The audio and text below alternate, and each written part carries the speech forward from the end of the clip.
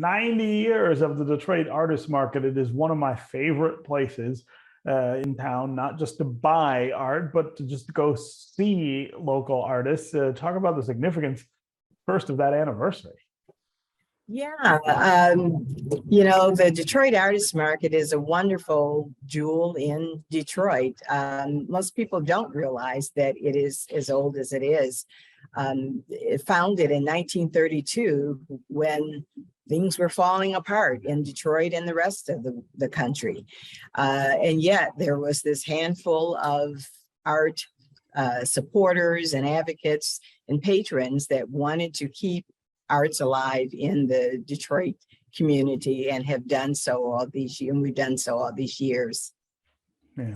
And that's part of, I'm sorry, I was just going to say that was just also part of the inspiration for putting together this show. Yeah, no, I was going to say this show celebrates artists who are from here and have gone on to, in some cases, fame and fortune, but certainly productive artist lives elsewhere. Talk about Detroit Expat Artists Homecoming. Yeah, so the show, the exhibit features visual artists whose artistic talents were honed here in the Motor City and have created extraordinary opportunities for them to live and work in other parts of the country. My cohort, Elizabeth Youngblood, and I were drawing on our history of involvement in the Detroit arts community, along with recommendations from some of our committee members. And we selected artists from multi-generations, working in a variety of media and styles, and whose art practices span more than 50 years. Yeah.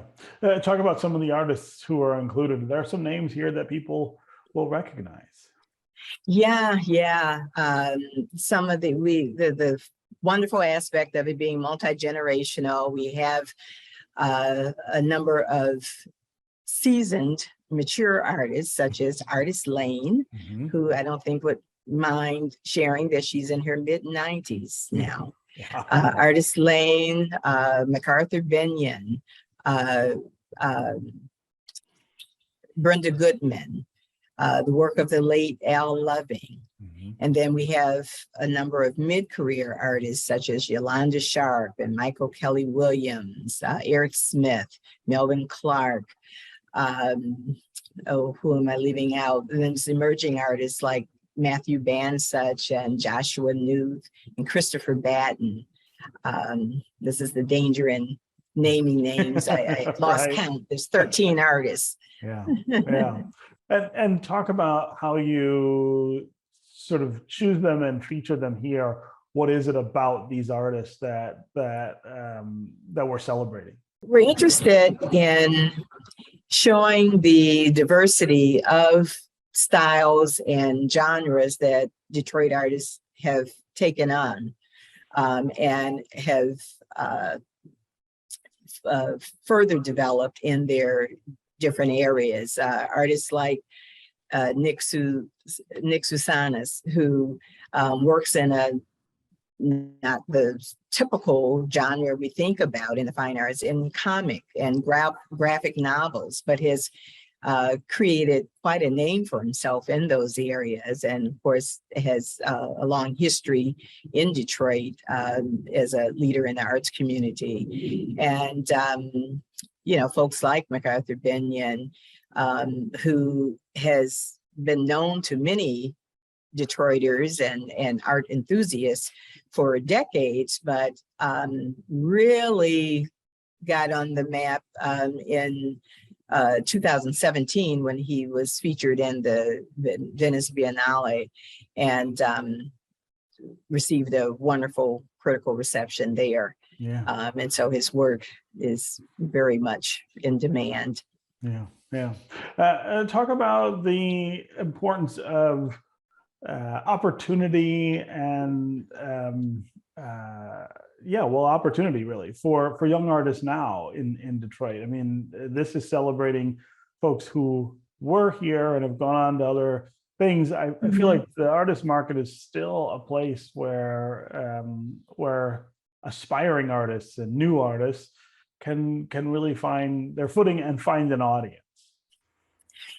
Right, Stephen, that's exactly right. And what the artist market has sought to do all these years as part of our mission, not only to cultivate artists and give opportunities to artists, but also to cultivate a collecting community and a supportive community for these artists.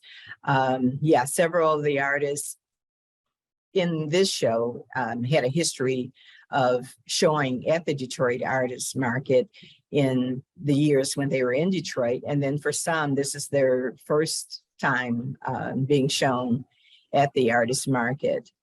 You know, there's been a lot of attention placed on Detroit's arts community in recent years, and sometimes the media has suggested that it's happening as a result of the influx of transplants and artists moving to Detroit from other parts of the country because the accessible spaces and all, and other parts of the world even relocating here. But the reality is Detroit has always had a thriving and vibrant arts community, and we've always had institutions that have nurtured these artists and supported these artists. I mean, the Detroit Institute of Arts, Cranbrook Academy of Art, your Heritage House, the National Conference of Artists Michigan chapter, Detroit Society of Arts and Crafts, which eventually became Center for Creative Studies and then College for Creative Studies. Those were the training grounds for a lot of these artists, and they still acknowledge that today. Yeah. Okay, Stephanie James, congratulations on the exhibit, and of course, congratulations to the Detroit Artist Market on 90 years here in Detroit. Thanks for being with us on American Black Journal. Thank you for having us.